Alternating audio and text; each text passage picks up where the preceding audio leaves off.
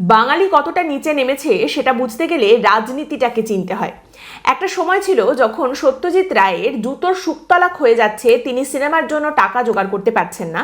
সেই সময় পশ্চিমবঙ্গের মুখ্যমন্ত্রী ছিলেন বিধানচন্দ্র রায় এবং ডক্টর বিধানচন্দ্র রায়ের তত্ত্বাবধানে পশ্চিমবঙ্গ সরকার সেই সময় সত্যজিৎ রায়ের পাশে এসে দাঁড়ায় এবং পশ্চিমবঙ্গ সরকারের তরফ থেকে টাকা দেওয়া হয় সেই সিনেমা তৈরি করার জন্য। সিনেমাটার নাম ছিল পথের পাঁচালী, যে সিনেমা শুধুমাত্র আমাদের দেশে নয় গোটা বিশ্বে এখন মোটামুটি সিনেমার বাইবেল হিসেবে পরিচিত। অনেকেই পথের পাঁচালীকে সিনেমা তৈরির বাইবেল বলে থাকেন। এবং এখন আজকের দিনে দাঁড়িয়েও পশ্চিমবঙ্গ সরকারের তরফ থেকে একটা সিনেমা তৈরি করা হয়েছে। পশ্চিমবঙ্গ সরকারের তথ্য ও সংস্কৃতি দপ্তরের তরফ থেকে টাকা দিয়ে একজন পরিচালককে শাসক দলের প্রচারের জন্য একটা সিনেমা তৈরি করা হয়েছে, যে সিনেমার নাম হলো লক্ষ্মী এলো ঘরে। এবার দেখুন, পথের পাঁচালী পশ্চিমবঙ্গ সরকারের টাকায় তৈরি একটা সিনেমা, যে সিনেমা গোটা দেশে বিদেশে দেখানো হয়, বড় বড় ফিল্ম ফেস্টিভ্যালে দেখানো হয়, এই সিনেমার প্রিন্ট সংরক্ষিত করে রাখা হয়, সিনেমাটার অরিজিনাল পোস্টার দুর্মূল্য পাওয়া যায় না, তাও অনেকে কিনে রেখে দেন যে না থাক যতই দামি হোক আমার কাছে আছে যখন টাকা, কিনে রেখে দিয়ে এটা ইতিহাসের একটা অঙ্গ।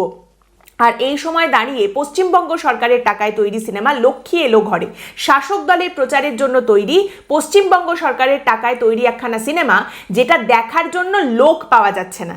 মানে আপনি ভাবুন, 10 কোটি মানুষের রাজ্যে 10 লাখ লোক এরকম পাওয়া যাচ্ছে না যারা সরকারের টাকায় তৈরি করা লক্ষ্মী এলো ঘরে এই সিনেমাটা বিনামূল্যে গিয়ে অন্তত দেখে আসবেন, সেরকম লোকও পাওয়া যাচ্ছে না। আইপ্যাকের তরফ থেকে লাখ লাখ টাকা খরচ করেও এই সিনেমাটা দেখার জন্য লোক জোগাড় করা যাচ্ছে না। আর তাই এই সিনেমা দেখানোর একটা অন্য পন্থা এখন অবলম্বন করা হয়েছে।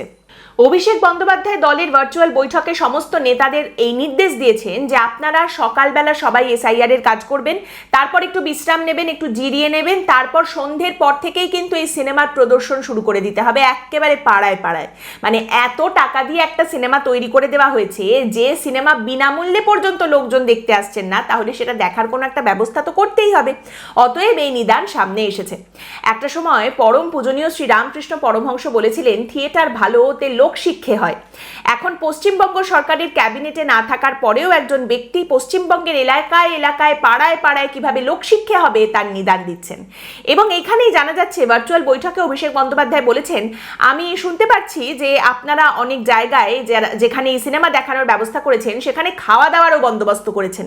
এটা আপনাদের এখতিয়ার, আপনারা নিজেদের মতো দেখে নিন, তবে সিনেমাটা দেখাতে হবে। বুঝলেন কিনা? এটা হচ্ছে ঘুরিয়ে নাক ধরার মতো ব্যাপার। এমনিতে তো সিনেমা দেখতে কেউ আসছে না, কিন্তু খাওয়া দাওয়ার একটা বন্দোবস্ত যদি থাকে তাহলে যদি কিছু লোকজন আসেন এই সিনেমাটা দেখতে, না হলে আর এই সময় দাঁড়িয়ে এইরকম বাংলা সিনেমার পাশে কেই বা গায়ের গন্ধ শুকতে এগিয়ে আসে বলুন। কিন্তু যদি একটা খাওয়া দাওয়ার বন্দোবস্ত থাকে, একটা প্যাকেট আছে, ভালো খাওয়া দাওয়া আছে, সিনেমাটা দেখো, বিরিয়ানি দেওয়া হবে, প্যাকেট করে বাড়িতে নিয়ে যেতে পারবে, এই রকম একটা ব্যবস্থা থাকলে নিশ্চয়ই লোকজন আসবেন। মানে কি, একদিকে আপনার জন্য খাবার, বিরিয়ানি, প্যাকেট সমস্ত বন্দোবস্ত, আর একদিকে শুভশ্রী গঙ্গোপাধ্যায় আপনাদের স্ক্রিনে দেখাবেন এবং বোঝাবেন যে আমাদের মমতাময়ী সরকার তারা কত ভালো, কত সুন্দর সুন্দর ব্যবস্থা করে দিয়েছেন, কিভাবে আপনার কাছে প্রত্যেক মাসে টাকা চলে আসছে, লক্ষ্মীর ভাণ্ডারের টাকা আপনি পাচ্ছেন, সেই টাকায় আপনি কত কিছু করতে পারছেন, এবং এই সরকার এতটাই ভালো, এতটাই ভালো, এই সরকারের কোনো রকম কোনো খারাপ দিক নেই, সমস্তটা আপনাকে বোঝানো হবে। মানে একসঙ্গে দুটোই গেলানো হবে গরিব মানুষকে, একটা নিলে তাহলে আরেকটাও তোমাকে নিতে হবে। ওই যে চন্দ্রবিন্দু বলেছিল না, আমি যে রিস্কাওয়ালা দিন কি এমন যাবে, সকালে ভাত খাবো না, রাতে রাত আমায় খাবে। আপনার তর্ক দেশের, দশের, অনুপ্রবেশের, বাংলাদেশের, আর এখানে হিসেবটা সর্ষের তেলের গন্ধওয়ালা বিরিয়ানি আর কলের জলের। তবে হ্যাঁ, অভিষেক ব্যানার্জি কিন্তু একথাও বলেছেন যে তার দলের নেতাদের এবার প্রত্যেকটা জায়গায় নিজের গ্যাঁটের করি খরচা করে ওয়ার রুম চালাতে হবে, একেবারে যুদ্ধকালীন প্রস্তুতিতে নির্বাচনের লড়াইয়ের জন্য প্রস্তুত হতে হবে, সেখানেও গ্যাঁটের করি খরচা, আবার এখানে খাওয়া দাওয়ার বন্দোবস্ত করার জন্যও খরচ করতে হবে। এমনিতে সেই সমস্ত নেতারা তো নিজের পকেটের 1 টাকা পর্যন্ত খরচ করতে চান না, তাহলে এইসব এত খরচ কি করে করবেন বলুন তো?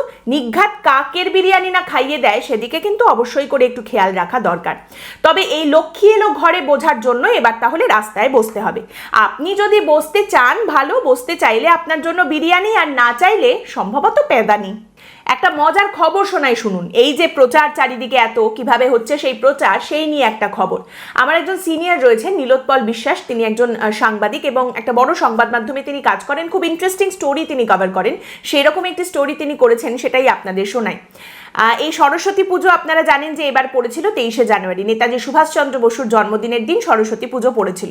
তো সেই সরস্বতী পুজো এবং নেতাজি সুভাষচন্দ্র বসুর জন্মদিনের আগে এই নিয়ে মানে এই সরস্বতী পুজো আর নেতাজি সুভাষচন্দ্র বসুর জন্মদিনের আবহে ভবানীপুরের একটি রাজনৈতিক দলের কার্যালয়ে এক নেতা এবং এক স্কুলের প্রধান শিক্ষকের মধ্যে রীতিমতো দর কষাকষি চলছে, প্রবল দর কষাকষি।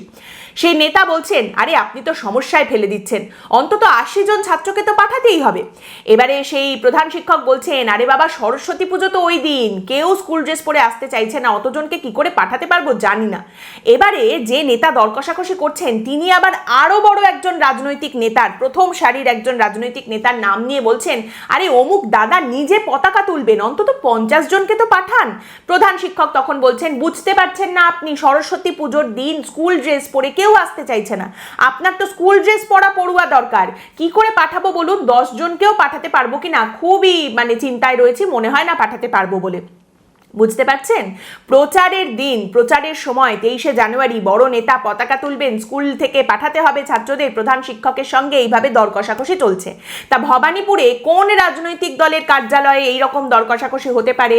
কোন বড় নেতা তিনি পতাকা তুলবেন, কোন দাদা পতাকা তুলবেন, এসব কথাবার্তা হচ্ছে। একটু ভাবুন না, ভেবে দেখুন, ভাবুন। ঋত্বিক ঘটক বলে গিয়েছিলেন না, ভাবুন, ভাবা প্র্যাকটিস করুন, পুরোপুরি ছেড়ে দিলে চলবে নাকি?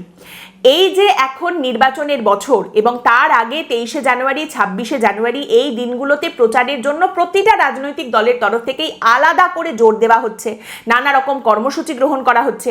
অবশ্যই তৃণমূল কংগ্রেসের কর্মসূচি তো রয়েছে এবং সেখানে অমুক দাদা অমুক দিদি তারা পতাকা তুলবেন, তার জন্য স্কুলের ছাত্রছাত্রীদেরও দরকার, আগামী প্রজন্মকে সামনে তো রাখতেই হবে।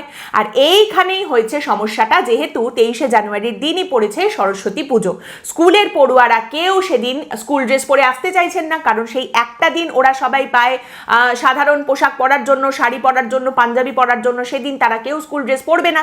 এদিকে নেতাদের দাবি হচ্ছে, না পড়ুয়াদের পাঠাতেই হবে, আমাদের এত বড় একটা অনুষ্ঠান হচ্ছে, নির্বাচনের বছর বলে কথা, অমুক দাদা পতাকা তুলবেন, আপনি স্কুলের শিক্ষক হয়ে ছাত্র পাঠাতে পারবেন না, ব্যাপারটা কি?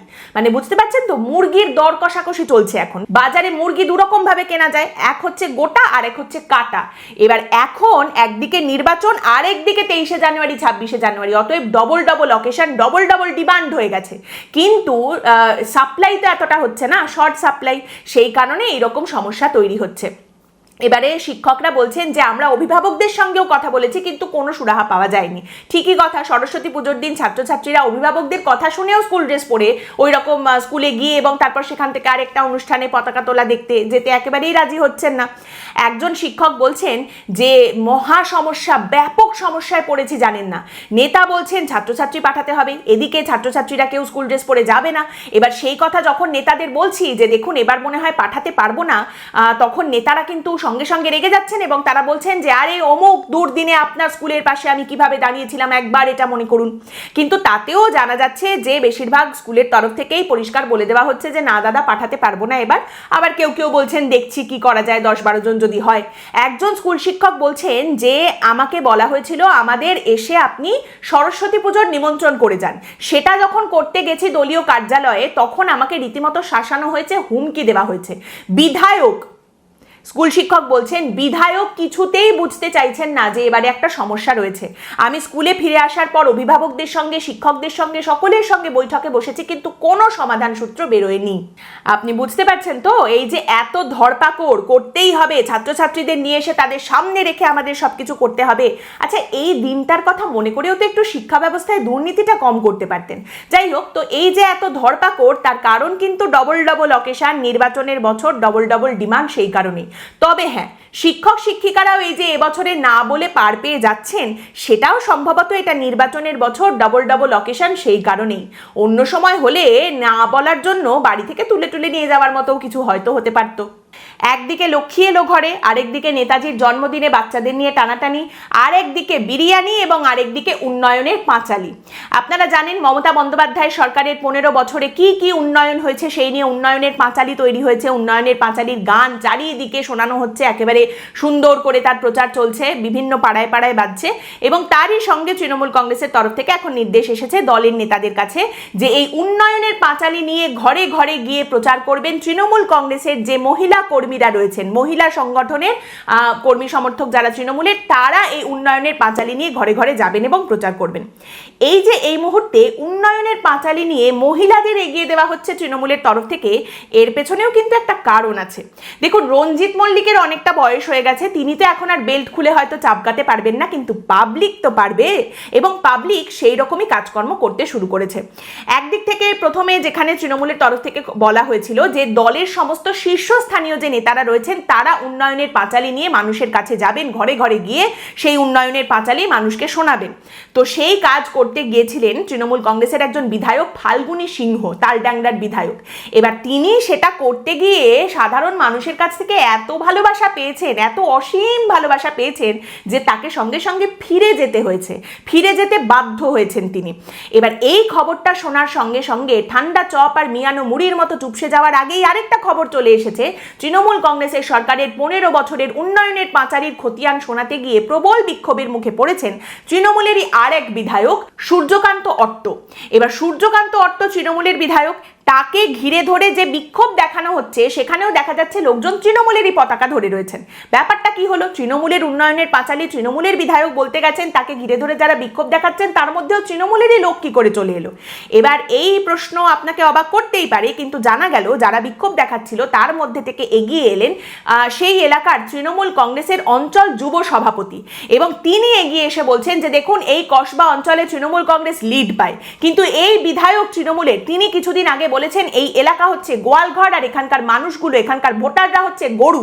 তাহলে উনি আজ কি মনে করে এই গরু আর গোয়ালঘরের কাছে এলেন? মানে এইখানে যখন এই পরিস্থিতি তৈরি হয়েছে, অবশ্যই তৃণমূল কংগ্রেসের বিধায়ক সূর্যকান্ত অট্ট তিনি খানিকটা ব্যাক ফুটে চলে গেছেন, এরকম একটা প্রশ্ন উঠে গেছে। কিন্তু তারই দলের সর্বময় নেত্রী যে একটা সুন্দর ফর্মুলা বাতলে দিয়েছিলেন, যে গরু দুধ দেয় তার কতগুলো লাথি খেতে হয় বা তাকে কতটা ভালোবাসতে হয়, এই যে ফর্মুলাটা, এই অনুযায়ী তিনি যদি কিছু কথাবার্তা বলতেন, আশা করি তাকে নিশ্চয়ই এই দিনটা আজ দেখতে হতো না। আরেকদিকে আবার মালদার হরিশ্চন্দ্রপুরে তৃণমূল কংগ্রেসের এই উন্নয়নের পাঁচালীর প্রচার চলছিল টোটোয় করে, টোটোয় মাইক লাগিয়ে সেখান থেকে যেরকম প্রচার চলে সেরকম চলছিল। কিন্তু এবার সেখানকার টোটো চালকরা এই প্রচার বন্ধ করে দিয়েছেন, তারা আর এই প্রচার করবেন না। 2 দিন করেছেন, আর করবেন না। কেন? কারণ এই টোটো চালকদের প্রচারের জন্য যে টাকা পাওয়ার কথা ছিল সেই টাকা তারা পাচ্ছেন না। মাইক ভাড়া এবং তার সঙ্গে টোটো চালকের যা ভাড়া হয় সারাদিনে, সেই মিলিয়ে তাদের প্রত্যেক দিন টোটো পিছু 1000 টাকা করে পাওয়ার কথা, কিন্তু সেই টাকা তারা পাচ্ছেন না। 2 দিন তারা প্রচার করেছেন, টাকা পাচ্ছেন না, বন্ধ করে দিয়েছেন। এবার বিষয়টা হচ্ছে, এই যে টোটো চালক যারা এই প্রচারটা করছিলেন তারা কিন্তু তৃণমূল কংগ্রেসের টোটো ইউনিয়নের টোটো চালক, তারা প্রচার বন্ধ করে দিয়েছেন কারণ তারা টাকা পাচ্ছেন না। আচ্ছা, তৃণমূল কংগ্রেসের ইউনিয়নেরই যদি তারা হবেন তাহলে তারা টাকা চাইতে গিয়েছিলেন? আগে গিয়েছিলেন। তৃণমূল কংগ্রেসের ব্লক সভাপতির কাছে তারা গেছেন, আবার তারই সঙ্গে বিধায়ক তাজমুল হোসেন তার কাছেও তারা গেছেন। এবার এই টাকা চাইতে গেলেই ব্লক সভাপতি বিধায়ককে দেখিয়ে দিচ্ছেন, বিধায়ক ব্লক সভাপতিকে দেখিয়ে দিচ্ছেন, এ বলছে ও দেবে, ও বলছে এ দেবে, এই করে টাকা তারা পাচ্ছেন না, সেই কারণে তারা প্রচার বন্ধ করে দিয়েছেন। এক জায়গায় তৃণমূল কংগ্রেসের বিধায়ক উন্নয়নের পাঁচালী প্রচার করতে গেলে তৃণমূল কংগ্রেসেরই অঞ্চল যুব সভাপতি তিনি বিক্ষোভ করে বলছেন এসব ওনার কাছ থেকে শুনবো না। আরেক জায়গায় তৃণমূল কংগ্রেসের প্রচার করছেন তৃণমূল কংগ্রেসের টোটো ইউনিয়নের টোটো চালকরা, তারাই টাকা পাচ্ছেন না তৃণমূলের বিধায়ক ব্লক সভাপতির কাছ থেকে। এই দিকে একটা কথা অবশ্যই মনে করিয়ে দিতে হয়, মমতা বন্দ্যোপাধ্যায় 2024-এর লোকসভা নির্বাচনের ফলাফল বেরোনোর পরে মালদায় একটা কথা বলেছিলেন। তিনি বলেছিলেন এখানকার 2টো লোকসভা আসন একটাও আপনারা আমাদের দিলেন না, আমরা পেলাম না। একদিকে বিজেপি, একদিকে কংগ্রেস, ওরা কি আপনাদের জন্য কোনোদিন কিছু করেছে? মানুষ হয়তো আমাদের ভুল বুঝলেন, আমাদেরই দুর্ভাগ্য, ঠিক আছে, কিন্তু আমার বিশ্বাস পরের বিধানসভা নির্বাচনে মালদা থেকে আম আর আমসত্ত্ব আমরা পাবই। একদিকে মমতা বন্দ্যোপাধ্যায় তিনি মালদা থেকে আমার আমসত্ত্ব পাওয়ার স্বপ্ন দেখছেন, আর একদিকে তার দলের বিধায়ক, তার দলের ব্লক সভাপতি, টোটো চালক যারা খেটে খুঁটে প্রচার করছেন তৃণমূলেরই হয়ে, তৃণমূলেরই টোটো ইউনিয়নের টোটো চালক, তাদের টাকা পয়সা মেরে দিয়ে বসে রয়েছেন। এটাই হচ্ছে একেবারে ভেতরে ভূতের নাচন আর বাইরে উন্নয়নের উদাহরণ। সিনেমা এসেছে, নাটকেরও অভাব নেই, নির্বাচনও আসছে, অতএব সামনের কয়েকটা মাস বিনোদনের কোনো অভাব হবে না, এটা ধরে নিয়েই কিন্তু এগোতে পারেন। ভালো থাকবেন আর জল খাবেন, গরম আর ভোট দুটোই আসছে, মনে রাখবেন। পরের দিন দেখা হবে অন্য একটি বিষয় নিয়ে আলোচনায়।